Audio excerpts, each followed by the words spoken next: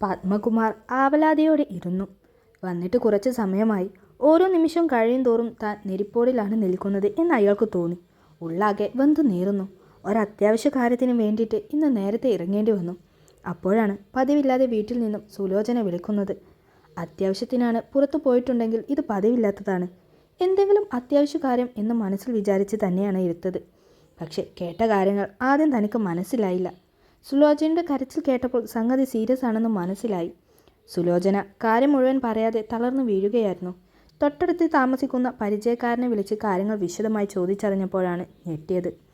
രേണുക ഓഫീസിലെ important file എടുത്ത് ശത്രുവായ മറ്റൊരു ഗ്രൂപ്പിന് മറിച്ചു കൊടുത്തിരിക്കുന്നു. അതും ലക്ഷങ്ങൾ കൈക്കൂലി വാങ്ങി. ഒരു നിമിഷം ആരെ പറ്റിയാണ് പറയുന്നതെന്ന് പോലും താൻ ചിന്തിച്ചു. ആദ്യം വീട്ടിലേക്ക് പാഞ്ഞു. തൊട്ടടുത്ത പരിചയക്കാരെല്ലാം കൂടി സുലോചനയെ ഹോസ്പിറ്റലിലേക്ക് കൊണ്ടുപോയിരുന്നു. ബോധം വന്ന സുലോചനയെ ഒരുവിധം സമാധാനിപ്പിച്ചാണ് താൻ പരിചയമുള്ള വക്കീലിനെയും വിളിച്ച് സ്റ്റേഷനിലേക്ക് ചെന്നത്. കാര്യത്തിന് ഗൗരവം അപ്പോഴാണ് ശരിക്കും മനസ്സിലായത്. സ്റ്റേഷൻ്റെ മുന്നിൽ തടിച്ചു കൂടിയിരിക്കുന്ന പത്രക്കാരെല്ലാം രേണുകയുടെ കേസുമായി ബന്ധപ്പെട്ടാണ് വന്നതെന്ന് അറിഞ്ഞ് താനും തളർന്നു. ജീവിച്ചു തുടങ്ങിയിട്ടില്ലാത്ത കുഞ്ഞാണ്. ഇന്നേ വരെ തനിക്കൊരു പ്രശ്നവും മകൾ കാരണം ഉണ്ടായിട്ടില്ല. വീട്ടിലെ സാഹചര്യങ്ങളൊക്കെ പറഞ്ഞ് പൈസയുടെ വിലയൊക്കെ അറിയിച്ച് തന്നെയാണ് അവളെ വളർത്തിയത്. ആ കുഞ്ഞാണ് ലക്ഷങ്ങൾ കൈക്കൂലി വാങ്ങിച്ചു എന്ന് പറഞ്ഞ് ഇവർ അറസ്റ്റ് ചെയ്തിരിക്കുന്നത്.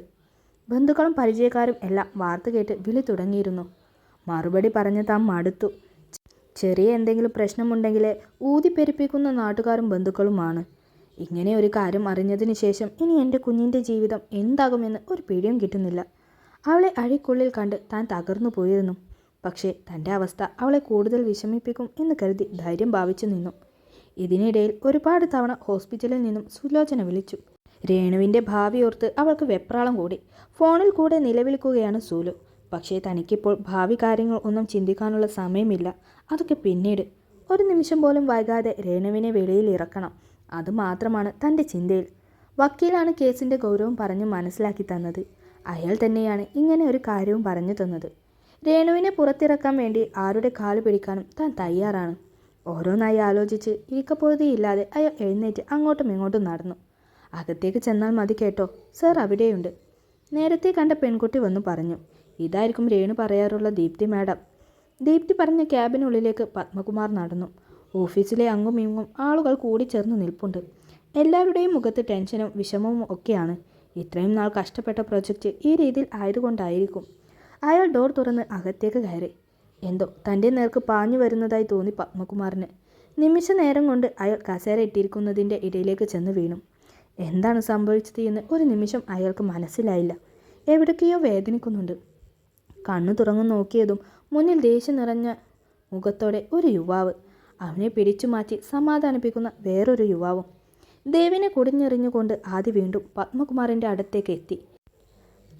അയാളെ ഷർട്ടിൽ കൂട്ടിപ്പിടിച്ച് എഴുന്നേൽപ്പിച്ചു. എത്ര രൂപക്കാടോ താനും തൻ്റെ മോളും കൂടി എൻ്റെ സ്വപ്നം വിറ്റത്? പറയടോ, വെറുതെ വിടില്ല. എനിക്കുണ്ടായ നഷ്ടത്തിന് നിങ്ങളെ ഓരോരുത്തരും അനുഭവിപ്പിക്കും. അവൻ മുരണ്ടുകൊണ്ട് അയാളെ പിടിച്ചു തള്ളി. സർ, എൻ്റെ മോളൊരു തെറ്റും ചെയ്തിട്ടില്ല. അവൾ നിരപരാധിയാണ്. അവളെ രക്ഷിക്കണം. ഞാൻ സാറിൻ്റെ കാല് പിടിക്കാം. രക്ഷിക്കാനോ? ആദ്യം നെറ്റി ചുളിഞ്ഞു. അവളെ പറഞ്ഞിതൊക്കെ ചെയ്യിപ്പിച്ച അവരോട് ചെന്ന് താൻ പറ അവളെ രക്ഷിക്കാൻ. ഈ ജയിലിൽ കിടന്നുള്ള അഭിനയത്തിന് കൂടി താൻ കാശ് വാങ്ങിച്ചിട്ടുണ്ടായിരിക്കും. പക്ഷേ ഈ നാടകമൊന്നും എൻ്റെ അടുത്ത് വേണ്ട. മറ്റുള്ളവരുടെ കണ്ണിൽ പൊടിയിടാനാണ് താനിപ്പോൾ ഇങ്ങോട്ടേക്ക് വന്നതെന്ന് എനിക്കറിയാം. ഇല്ല സർ, ദയവ് ചെയ്ത് ഞാൻ പറയുന്നത് കേൾക്കണം.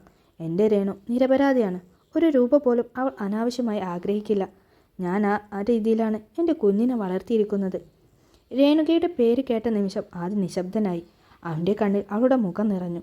അവൻ്റെ ദേഷ്യത്തോടെ തല കുടഞ്ഞു. ഇയാളെ പിടിച്ച് പുറത്താക്ക്. എൻ്റെ നിയന്ത്രണം പോയാൽ ഞാൻ എന്തും ചെയ്യും എന്ന് എനിക്കറിയില്ല. ഇത്തരം നാടകങ്ങളുമായി ഇനി ഇങ്ങോട്ടേക്ക് വരേണ്ട. ദേവ് പത്മകുമാറിനെ പിടിച്ച് പുറത്തേക്ക് നടത്തിച്ചു. ഹേട്ടനിപ്പോൾ നല്ല ദേഷ്യത്തിലാണ്. ഇപ്പോൾ എന്ത് പറഞ്ഞാലും കേൾക്കില്ല. ദേഷ്യമൊക്കെ ഒന്നടങ്ങിയിട്ട് ഞാൻ പറഞ്ഞു നോക്കാം. അയാൾക്ക് മുന്നിൽ ആ വാതിലുകൾ അടഞ്ഞു. നിരാശനായി കരഞ്ഞുകൊണ്ട് ഇറങ്ങി താഴെ കണ്ട ഒരു കസേരയിൽ അയാൾ തളർന്നിരുന്നു. പ്രതീക്ഷയുടെ നേർത്ത വെട്ടവും അണിഞ്ഞിരിക്കുന്നു. തൻ്റെ മോളെ രക്ഷിക്കാൻ എന്തു ചെയ്യും? അയാൾക്ക് നെഞ്ചു വിങ്ങി വേദനിച്ചു. സർ, ഒരു നേർത്ത വിളി കേട്ട അയാൾ തലയുയർത്തി നോക്കി. 40ഓളം വയസ്സുള്ള ഒരു യുവതി അയാളുടെ അടുത്തേക്ക് വന്നു നിന്നു. രേണുക മോളുടെ അച്ഛനാണല്ലേ? പത്മകുമാർ ആണെന്ന രീതിയിൽ തലയാട്ടി. ഞാനിവിടെ ക്ലീനിങ് സ്റ്റാഫാണ്, സൗമ്യ. രേണുമോളുമായി നല്ല പരിചയത്തിലായിരുന്നു. ഇന്ന് ഓഫീസിൽ വന്നപ്പോഴാണ് കാര്യങ്ങൾ അറിഞ്ഞത്. ആദിമോൻ്റെ വീട്ടിലും ജോലി ഉണ്ടായിരുന്നു എനിക്ക്. മനസ്സിലാകാതെ അവരെ നോക്കി. ഇവിടുത്തെ MD ആദി സർ, എനിക്ക് രേണുക മോളെ നന്നായി അറിയാം. നല്ല കൊച്ചാണ്. അവൾ ഒരിക്കലും ഇത് ചെയ്യില്ല, എനിക്കറിയാം. പത്മകുമാറിൻ്റെ കണ്ണു നിറഞ്ഞു. ഇത്രയും നേരമായിട്ടും ഒരാൾ മാത്രമാണ് രേണുവിനെ സപ്പോർട്ട് ചെയ്ത് പറഞ്ഞത്. അവൾ കുറച്ചുകൂടി അടുത്തേക്ക് വന്നു. നാലുപാടും നോക്കിയിട്ട് ശബ്ദം താഴ്ത്തി പറഞ്ഞു, ഇവിടെ വന്ന് ആദിമോനോട് പറഞ്ഞിട്ടൊരു കാര്യവുമില്ല. അവന് ദേഷ്യം പിടിച്ചാൽ പിന്നെ ഭ്രാന്താണ്. ഒരാളൊഴികെ അവനെ ആർക്കും അനുസരിപ്പിക്കാൻ കഴിയില്ല. ഈ പ്രശ്നത്തിന് പരിഹാരം കാണാൻ ആ ഒരാൾക്ക് മാത്രമേ കഴിയൂ. ആദി കുഞ്ഞിൻ്റെ ചെറിയമ്മക്ക്, ശൈലജ ചേച്ചിക്ക്. ഒരിക്കലും ആദിമോൻ അവരെ എതിർക്കില്ല. സർ വീട്ടിലോട്ട് പോയാട്ടെ. അവരെ കണ്ട് കാര്യങ്ങൾ പറയൂ. എന്തെങ്കിലും ഒരു പരിഹാരം ഉണ്ടാകും. ശരിയാകുമോ? എൻ്റെ കുഞ്ഞ് അവിടെ പോലീസിൻ്റെ. ബാക്കി പറയാനാകാതെ അയാൾ വിതുമ്പി. നടക്കും സർ, ധൈര്യമായിട്ട് ചെന്നു. കുഞ്ഞിൻ്റെ ചെറിയമ്മയെ തന്നെ കാണാൻ ശ്രദ്ധിച്ചോളണം. വേറെ ആരോടും ഒന്നും പറയണ്ട. അവർ പാവം സ്ത്രീയാണ്. സമയം കളയാനില്ലാതെ പത്മകുമാർ എഴുന്നേറ്റ് അവരെ നോക്കി നന്ദിയോടെ കൈകൂപ്പി. വളരെ ഉപകാരമുണ്ട് കേട്ടോ. അതൊന്നും പറയണ്ട. പെട്ടെന്ന് തന്നെ രേണുക മോളെ വെളിയിൽ ഇറക്കാൻ നോക്കൂ. എന്നോട് അത്രയ്ക്ക് സ്നേഹമായിരുന്നു ആ കുഞ്ഞിന്. ആൾക്കാരെ തിരിച്ചറിയാനുള്ള പ്രായവും കഴിവുമൊക്കെ എനിക്കുണ്ട്. രേണുക ഒരിക്കലും തെറ്റ് ചെയ്യില്ല. നേരെ വൈകിപ്പിക്കാതെ ചെന്നാട്ടെ. അതും കൂടി ശ്രമിച്ചു നോക്കാം. പറഞ്ഞുകൊണ്ട് പത്മകുമാർ വെളിയിലേക്ക് ഇറങ്ങി. തൻ്റെ മോൾക്ക് വേണ്ടി എവിടെ പോവാനും ആരുടെ മുന്നിൽ കരയാനും കാലു പിടിക്കാനും അയാൾ ഒരുക്കമായിരുന്നു. KB പാലസ് എഴുതിയ ഒരു പടുകൂറ്റൻ ഗേറ്റിന് മുന്നിൽ പത്മകുമാർ വണ്ടി നിർത്തി. സെക്യൂരിറ്റിയോട് കാര്യം പറഞ്ഞ അയാൾ അകത്തേക്ക് കയറി. അവർ വീട്ടിലില്ലായിരുന്നു. പക്ഷേ കണ്ടിട്ടേ പോകൂ എന്നയാൾ തീരുമാനിച്ചുറപ്പിച്ചു. ഒരു 3/4 മണിക്കൂറോളം വെളിയിൽ കാത്തിരിക്കേണ്ടി വന്നു. ഒരു ആഡംബര കാർ മുറ്റത്ത് വന്നു നിന്നു. അതിൽ നിന്നും പ്രൗഢയായ ഒരു സ്ത്രീ ഇറങ്ങി വന്നു. 50 വയസ്സോളം പ്രായം തോന്നിക്കും അവർക്ക്. സിറ്റൗട്ടിൽ ഇരിക്കുന്ന പത്മകുമാറിനെ കണ്ട് സംശയത്തോടെ അവർ അരികിലേക്ക് നടന്നു. ആരാ? എനിക്ക് മാഡത്തിനോട് അത്യാവശ്യമായിട്ട് കുറച്ചു നേരം സംസാരിക്കണം. പറ്റില്ലെന്ന് മാത്രം പറയരുത്. എൻ്റെ മോളുടെ ജീവനും ജീവിതവും ഒക്കെ ഇപ്പം നിങ്ങളുടെ കയ്യിലാണ്. അവർ ഒന്നും മനസ്സിലാകാതെ കയറി വന്നു. എന്തെങ്കിലും കാശിൻ്റെ ആവശ്യത്തിനാണെങ്കിൽ എൻ്റെ മകൻ ആദ്യയോട് സംസാരിക്കണം. എല്ലാം നോക്കി നടത്തുന്നത് അവനാണ്. അല്ലാതെ ഇതിലൊന്നും എനിക്ക് സഹായിക്കാൻ പറ്റില്ല. ഞാൻ വേണമെങ്കിൽ അവനോട് സംസാരിക്കാം. അയ്യോ, കാശിൻ്റെ കാര്യമൊന്നുമല്ല. കയ്യിലിരുന്ന ബാഗ് അകത്തേക്ക് കൊടുത്തിട്ട് അവർ കസേരയിലിരുന്നു. പത്മകുമാറിനോടും ഇരിക്കാൻ പറഞ്ഞു. അയാൾ സാവകാശം നടന്ന സംഭവങ്ങൾ എല്ലാം അവരെ അറിയിച്ചു. എൻ്റെ മകൾ നിരപരാധിയാണ്. അവൾ അറിഞ്ഞുകൊണ്ട് ഒരു തെറ്റും ചെയ്തിട്ടില്ല. KB പാലസിൽ ജോലി ചെയ്തിട്ട് അവൾക്ക് അധിക ദിവസങ്ങൾ പോലും ആയിട്ടില്ല. അവിടെയുള്ള ആരെയും അവൾക്ക് അറിയുകയുമില്ല. ദയവായി എന്തെങ്കിലും ചെയ്യണം. എൻ്റെ മോളുടെ ജീവിതം തകർന്നു പോകും. ഇപ്പോൾ തന്നെ അവളുടെ അമ്മ ഹോസ്പിറ്റലിൽ ആക്കിയിട്ടാണ് ഞാൻ വന്നത്. കുടുംബത്തോടെ ആത്മഹത്യ ചെയ്യുകയല്ലാതെ വേറെ വഴി ഞങ്ങളുടെ മുന്നിലില്ല. മുന്നിൽ കൈകൂപ്പി കരയുന്ന അയാളെ അവർ അലിവോടെ നോക്കി. ഉടൻ തന്നെ ഫോണെടുത്ത് ആരെയെ വിളിച്ചു. പെട്ടെന്ന് വരാൻ വേണ്ടി മാത്രം പറഞ്ഞു. സമാധാനമായിട്ട് പോയിക്കോളൂ. നിങ്ങളുടെ മകൾക്ക് ഒന്നും സംഭവിക്കില്ല. ഇന്ന് വൈകുന്നേരത്തിനുള്ളിൽ തന്നെ അവൾ നിങ്ങളുടെ വീട്ടിലേക്ക് വരും. കൊണ്ടാക്കുന്നതിനുള്ള ഏർപ്പാട് കൂടി ഞാൻ ചെയ്തിരിക്കും. എൻ്റെ വാക്കാണ്. വിശ്വസിച്ച് പോയിക്കോളൂ. അയാൾ പിന്നെയും സംശയത്തോടെ അവിടെ നിന്നു. പേടിക്കേണ്ട, പോയിക്കോളൂ. ഞാനല്ലേ പറഞ്ഞത്. മോള് വൈകുന്നേരത്തിനുള്ളിൽ വീട്ടിലെത്തിയിരിക്കും. പത്മകുമാർ വേഗം തന്നെ അവിടെ നിന്നിറങ്ങി ഹോസ്പിറ്റലിലേക്ക് പോയി. അയാൾ പോയി 10 മിനിറ്റ് കഴിഞ്ഞതും KB പാലസിൻ്റെ മുന്നിൽ ആദ്യയുടെ കാർ ചേറി പാഞ്ഞു വന്നു നിന്നു. കാറിൽ നിന്നിറങ്ങിയതും അവൻ സിറ്റൗട്ടിൽ കൈയും കെട്ടിയിരിക്കുന്ന ശൈലജയെ കണ്ടു. മുഖമാകെ ഗൗരവം നിറഞ്ഞിരിക്കുന്നു. അവൻ അവർക്ക് അടുത്തേക്ക് വന്നു. പിന്നാലെ ദേവും കാറിൽ നിന്നിറങ്ങി വന്നു. ആദി, രേണുകയാരാണ്? അവളെ എന്തിനാണ് ജയിലിൽ പിടിച്ചിട്ടിരിക്കുന്നത്? ചെറിയമ്മ വാർത്ത കണ്ടായിരുന്നോ? അവൾ എന്നെ ചതിച്ചു. അച്ഛൻ്റെ ഡ്രീം പ്രൊജക്റ്റാണ് അവൾ എടുത്തു മാറ്റി നരേന്ദ്രന് കൊടുത്തത്. നിന്റെ കയ്യിൽ തെളിവുണ്ടോ ആ കുട്ടിയാണ് അത് ചെയ്തതെന്ന്? ഉണ്ട്. സാഹചര്യ തെളിവുകളെല്ലാം അവൾക്ക് അനുകൂലമാണ്. വേറെ ആരും ഇത് ചെയ്യില്ല. ഞാൻ സാഹചര്യ തെളിവല്ല ചോദിച്ചതാദി. അവൾ പണം വാങ്ങി പ്രൊജക്റ്റ് ഫയൽ എടുക്കുന്നതിൻ്റെ തെളിവ് നിന്റെ കയ്യിൽ കിട്ടിയിരുന്നോ? ആദ്യമൊന്നും മിണ്ടിയില്ല. അവർ എഴുന്നേറ്റു. ഇപ്പോൾ തന്നെ വിളിച്ച് പറഞ്ഞേക്ക് നമ്മൾക്ക് ഇതിന് പരാതിയില്ലെന്ന്. എന്നിട്ട് ആ കുട്ടിയെ വീട്ടിലെത്തിക്കാനുള്ള ഏർപ്പാട് ചെയ്യും. ആദിയുടെ പെരുവിരൽ മുതൽ ദേഷ്യം ഹരിച്ചു കയറി. രേണുകയുടെ അച്ഛൻ ഇവിടെ വന്നിരുന്നോ? നീ ഞാൻ പറയുന്നത് ചെയ്യുന്നുണ്ടോ ആദി? വ്യക്തമായ തെളിവില്ലാതെ നീ എങ്ങനെ ഒരു പെൺകുട്ടിയെ പോലീസ് പിടിപ്പിച്ചു? അതിൻ്റെ ബാപ്പയും കുടുംബവുമൊക്കെ നീ ആലോചിച്ചോ? അവർക്ക് ആർക്കെങ്കിലും എന്തെങ്കിലും പറ്റിയാലോ, അവരെന്തെങ്കിലും കടുങ്കൈ ചെയ്താലോ എന്താകുമെന്ന് നിനക്കറിയില്ലേ? രേണുകയാണ് ചെയ്തത് ചെറിയമ്മ. എനിക്ക് നല്ല ഉറപ്പുണ്ട്. അങ്ങനെയാണെങ്കിൽ നീ എല്ലാ തെളിവും കണ്ടുപിടിക്കണം. എല്ലാം നിൻ്റെ കയ്യിൽ ഉണ്ടായിരിക്കണം. രേണുകയെ മാത്രമല്ല, ഇതിന് കൂട്ടുനിന്ന എല്ലാവരെയും അകത്താക്കണം. ഞാൻ ഒരു രീതിയിലും എതിർക്കില്ല. അല്ലാതെ സാഹചര്യ തെളിവുകൾ വെച്ച് ഒരു പെൺകുട്ടിയുടെ ജീവിതമാണ് വെച്ച് കളിക്കുന്നത്. ഞാൻ ഒരിക്കലും ഇതിന് കൂട്ടുനിൽക്കില്ല. പറഞ്ഞുകൊണ്ട് അവർ അകത്തേക്ക് കയറി. പിന്നാലെ ആദ്യം. പുറത്തെല്ലാം കേട്ടുകൊണ്ട് നിൽക്കുകയായിരുന്ന ദേവ് ദേഷ്യത്താൽ മുഷ്ടി ചുരുട്ടി. ചെറിയമ്മ വിചാരിക്കുന്നത് പോലെയല്ല കാര്യങ്ങൾ. അവൾ പഠിച്ച കള്ളിയാണ്. അവളുടെ അച്ഛനും ഇതിൽ പങ്കുണ്ടായിരിക്കും. അവൾ പിന്നാലെ ചെന്ന് ശൈലജയോട് സംസാരിക്കാൻ ശ്രമിച്ച ആദ്യെ അവർ കൈയെടുത്ത് വിലക്കി. ആൾക്കാരെ കണ്ട് പരിചയം എനിക്കുണ്ടാതി. നീ പറയുന്നത് പോലെ ഒരു കള്ളനോ സ്വന്തം മകളെ വെച്ച് ഇത്രയും വലിയ തട്ടിപ്പ് നടത്തുന്ന ആളായിട്ടോ എനിക്ക് അയാളെ തോന്നിയില്ല. ചെറിയമ്മ ആദ്യം നിസ്സഹായതയോടെ വിളിച്ചു. അയാൾ അഭിനയിച്ചു പറ്റിച്ചതാണ് മോൾ എന്നെ അഭിനയിച്ചു പറ്റിച്ചതുപോലെ. ചെറിയമ്മയുടെ മനസ്സിലെ നന്മ കൊണ്ട് അയാളുടെ കള്ളത്തരം മനസ്സിലാകാത്തത്. എൻ്റെ അടുത്ത് വന്ന് കാലുപിടിച്ച് കുറേ അഭിനയമൊക്കെ നടത്തിയതാണ്. അത് നടപ്പാകില്ല എന്ന് മനസ്സിലായതോടെ ഇവിടെ വീട്ടിലേക്ക് വന്ന അയാൾ. മോളും അങ്ങനെ തന്നെയാണ്. കാര്യം കാണാൻ വേണ്ടി ഏതറ്റം വരെയും പോകുമെന്ന് എനിക്ക് ഇന്നലെ മനസ്സിലായി. ഏതോ ഓർമ്മയിൽ അവൻ തല കുടഞ്ഞു. ആദ്യം പറയാനുള്ളത് ഞാൻ പറഞ്ഞു കഴിഞ്ഞു. നിന്റെ അമ്മയുടെ സ്ഥാനത്താണ് എന്നെ കാണുന്നതെങ്കിൽ എൻ്റെ വാക്കിന് നീ വില കൽപ്പിക്കണം. ഞാൻ അയാൾക്ക് വാക്കു കൊടുത്തു. ഇന്ന് തന്നെ ആ പെൺകൊച്ചിനെ വീട്ടിൽ കൊണ്ടാക്കണമെന്ന്. ഇനിയും നിനക്ക് കേസ് പിൻവലിക്കാൻ പറ്റില്ല എന്നുണ്ടെങ്കിൽ നിന്റെ ഇഷ്ടപ്രകാരം ചെയ്തോളൂ. എനിക്കിനി ഒന്നും പറയാനില്ല. അവർ സംസാരം അവസാനിപ്പിച്ചു എന്ന മട്ടിൽ അകത്തേക്ക് പോയി. ആദി ദേഷ്യം സഹിക്കാനാവാതെ ഭിത്തിയിലേക്ക് ആഞ്ഞിടിച്ചു. ആരും കാണാത്ത സ്ഥലത്തേക്ക് ദേവ് കാർ ഒതുക്കി. അമ്മയും ആദ്യം തമ്മിലുള്ള സംസാരം കേട്ട് ഇറങ്ങിയതായിരുന്നു അവൻ. അവൻ സ്റ്റിയറിങ്ങിൽ മുറുകെ പിടിച്ച് പല്ല് ഞെരിച്ചു. ഒരുവിധം കാര്യങ്ങൾ കരയ്ക്കടുത്തതായിരുന്നു. എല്ലാം തൻ്റെ പ്ലാൻ അനുസരിച്ച് ശരിയായി വന്നു. പക്ഷേ ആ രേണുകയുടെ അച്ഛൻ ഇടയിൽ കയറി ഇങ്ങനെ വീട്ടിലേക്ക് വരുമെന്ന് വിചാരിച്ചില്ല. ഇങ്ങനെയൊരു സംഭവം ഉണ്ടാകുമെന്ന് കരുതിയിരുന്നെങ്കിൽ താൻ അമ്മയെ അപ്പോഴേക്കും എന്തെങ്കിലും പറഞ്ഞ് ഇവിടെ നിന്ന് മാറ്റിയിരുന്നേനെ. ഇനി അമ്മ പറയുന്നത് മാത്രമേ ആദി ചെയ്യൂ. രേണുകയുടെ അച്ഛൻ ഓഫീസിൽ വന്നപ്പോഴും ആദിയുടെ പ്രതികരണം കണ്ട് തനിക്ക് സന്തോഷം തോന്നിയതായിരുന്നു.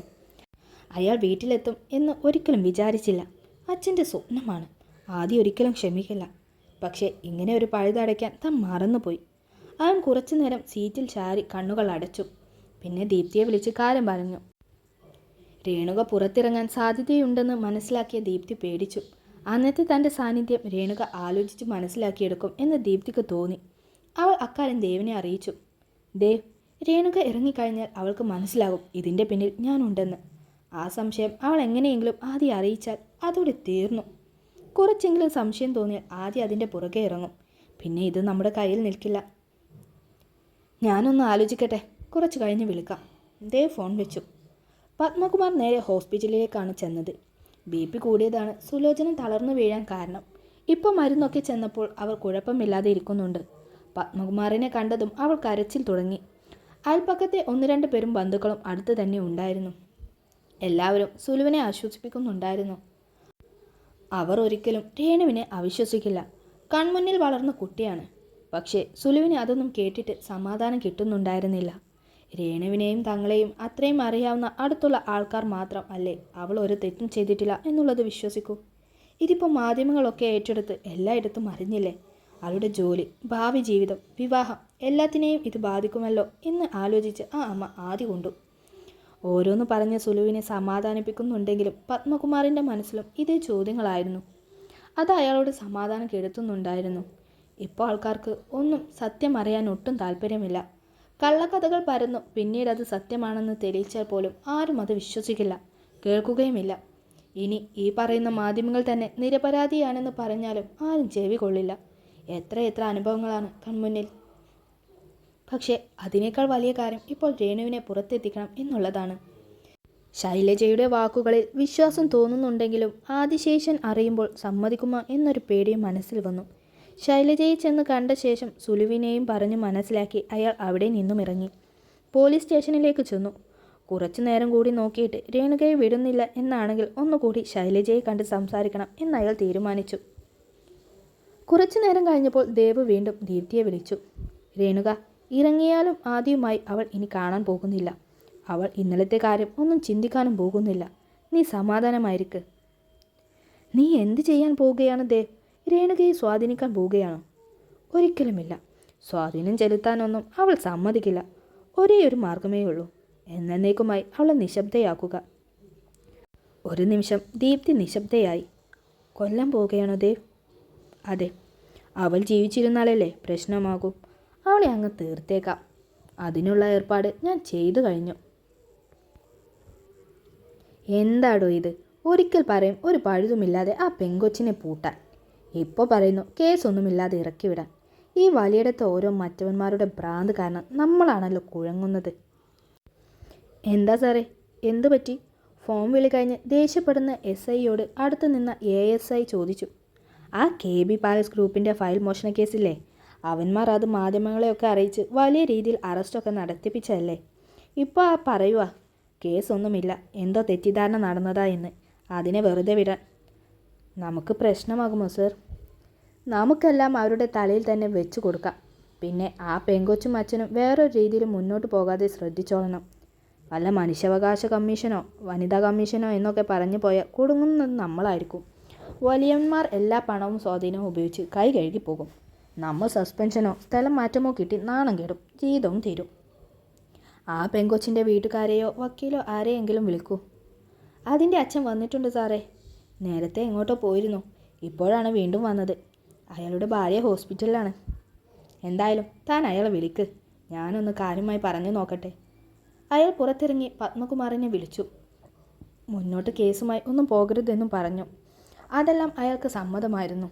അയാൾക്ക് എങ്ങനെയെങ്കിലും രേണുകയെ പുറത്തെത്തിച്ചാൽ മാത്രമേ ഉണ്ടായിരുന്നുള്ളൂ. വേറൊരു പ്രശ്നത്തിന് തങ്ങൾ പോകില്ല എന്ന് അയാൾ ഉറപ്പ് കൊടുത്തു. 10 മിനിറ്റുകൾക്ക് ശേഷം രേണുകയെ അയാളുടെ മുന്നിലേക്ക് കൊണ്ടുവന്നു.